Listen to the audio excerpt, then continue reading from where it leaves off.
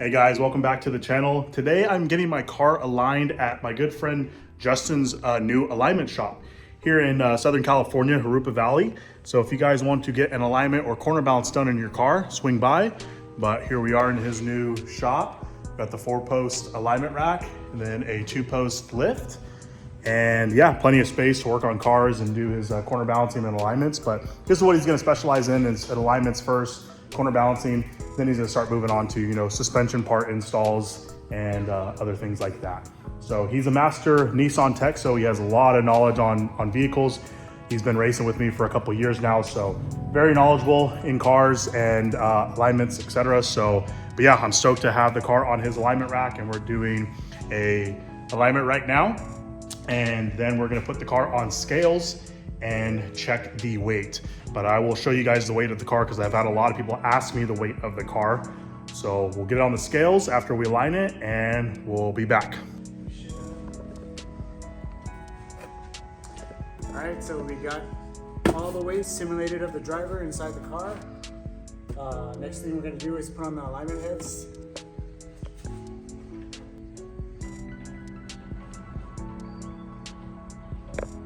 I guess it does make it a lot easier, huh? Yeah. On the stretched wheel.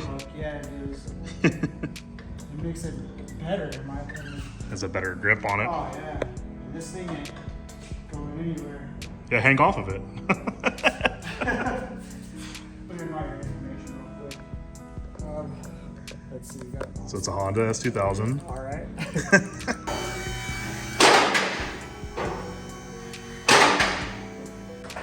We're gonna set up your air pressure in your tires to run a hot pressure. So, what are your specs for this? Usually I go out about cold 25, 26. So it usually gets up to about maybe 31, 32, hot. 32.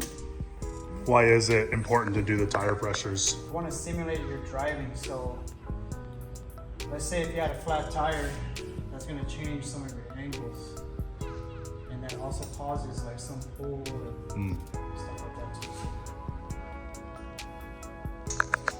I took this apart, but this usually is a clamp. So when you buy it, this end is over here and it's used as a clamp to clamp. Oh, you just reversed But it. I've reversed it so I can actually use it as an alignment brake tool. Could you use that also for if you're doing like fuel injector cleaner? Like you could use that for the throttle? Like to use that as to hold the throttle at 3,000 RPM or something? You can, but that is so hard to get the throttle To be perfect, yeah. It's so hard. So it's easier just to do That and it's like, revving it to the moon. yeah. I can't even get it right with my foot. Especially with the modern cars with the drive-by-wire. Wire, yeah. So we're just gonna simulate this. All right, so I haven't done an alignment in this car for quite a bit of time. That's why it's really messed up. I've done a string alignment and I've put on all the new arms in the back, all the phase 2 motor trend arms, plus the bump steer correction tie rod ends up front. So the toe and the camber are gonna be off, but I'm gonna be hoping to get closer to 4 degrees in the front for the camber, basically max caster in the front, and then for the toe, I'll be getting close to 0. And in the rear, the left is looking good at 3.5. I probably will get it close to that or maybe a little less. The right needs to be closer to 3 to 3.5. And then the toe will be -1/16 of an inch, so toe in, just because these cars want to toe out a little bit. So Justin's gonna be able to knock that out right now. And when we're in the air, I'll show you the arms. Right.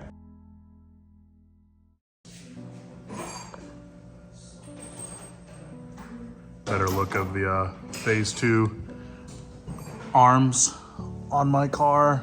Don't mind the exhaust still, it's gross. We're gonna get that fixed eventually. But so there's adjustment here with the eccentric as well as the turnbuckle up here. But I pretty much have these two even on both sides. So any of the, alignment spec could possibly come from the eccentric, kind of just like a stock arm. So he's gonna try messing with that first and see where it has. But as of now, the driver left driver rear is 3.5 degrees, which I like. I think I want to keep it there. So I'm going to try to match the passenger rear to it because it's at negative 2.7. And then we'll mess with the toe after, and then we'll obviously move on to the front.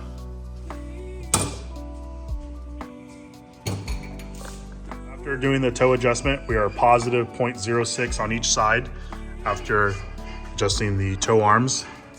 These are toe arms, you know, obviously for an NC, they have their own toe adjustment. These are the phase 2 motor trend arms, so they actually have their own adjustment within the ball joints end, and then inside. We were able to adjust the toe on the driver's side with the eccentric bolt here without touching this.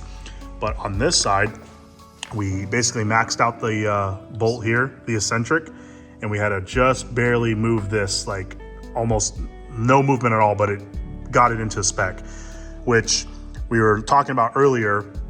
Is I had to do more adjustment on the rear control arm on the passenger side rather than the driver's side. And we're thinking that there's a shift in the subframe, possibly just from mileage. This car has 220,000 miles and, you know, doing, you know, track and stuff like that, hitting curbs, etc. Or the previous owner, maybe he drifted and hit a curb or something, I don't know. But when I was under here doing the other stuff, like my rigid collars, everything kind of lined up perfectly. But it's always common, you know, with a higher mileage car, that stuff shifts, you know. So we're going to tighten all the things up now and move on to the front. But I wanted to show the screen. I'm basically following 949 Racing race alignment for an NC minus their camber adjustments, or their camber numbers. I'm going a little bit more. We're going to try to get max degrees on the front, and then for the rear I settle with negative 3.5 degrees. I think that's plenty.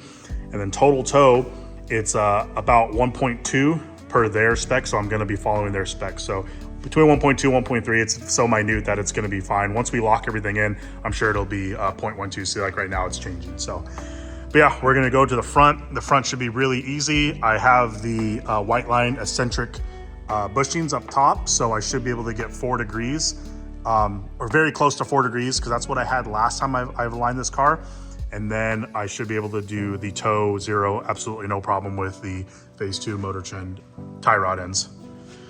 All right, let's we'll lock up the rear and we'll move on to the front. All right, so we just finished the caster. Can you bring up that screen though before? My passenger side was off by quite a bit. It was 8.2, which I don't know. I don't know if I felt that in the wheel, but that's a very dramatic number versus like the driver's side was 5.4. And then now if you can go to the next screen, in 949 Racing's race alignment spec, this is in within spec. I wanted to get closer to 4 degrees, but I wasn't able to. My driver's side, I was able to get to 4 degrees, but the caster was a little off, and then vice versa on the passenger side. I just couldn't get it matched. And the only reason I was able to get even greater than negative 3.5 degrees is because I have the Whiteline eccentric upper bushings. If I do the Mazda Motorsports knuckle bushings, which go in right here, I can get even more camber, but negative 3.5 to negative 3.6 is completely fine for this car. So we're gonna set the toe now. You can see it's pretty close right now. It's only gonna take a little bit of adjustment to do that. And then after that, we'll put the end links back on, get the sway bar tightened up, and then we're gonna put on the scales and we'll see the weight.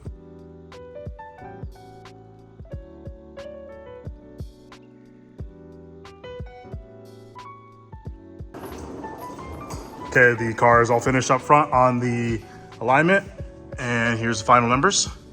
Again, negative 3.7, 3.7, cross caster is good within 0.5 degree. And then the toe is basically, total toe is just about 0. And the rear camber, negative 3.5, 3.5, or 0.12 for Super Miata's specs, total toe. So very cool. So we're gonna throw it on scales to see the weight.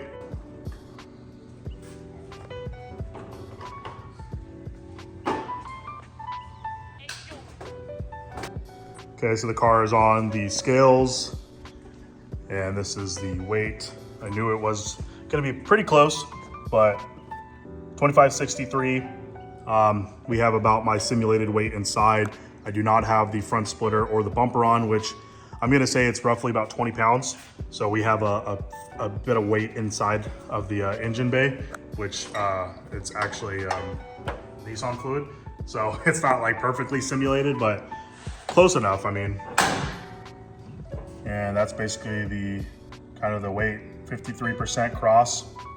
Still pretty heavy, but I haven't taken off the heater core in the car. I haven't taken, you know, cut the dash apart, even removed, you know, the door paneling inside the guts. So there's a lot more weight I can take off the car, but mainly for me is the balance of the car. I love how it feels on the track. Doesn't want to oversteer, doesn't want to, you know, understeer only at the limit. So it's handling good. It's only going to handle better after Justin did the alignment. So, but that is the weight for everyone wanting to know, as it is right now.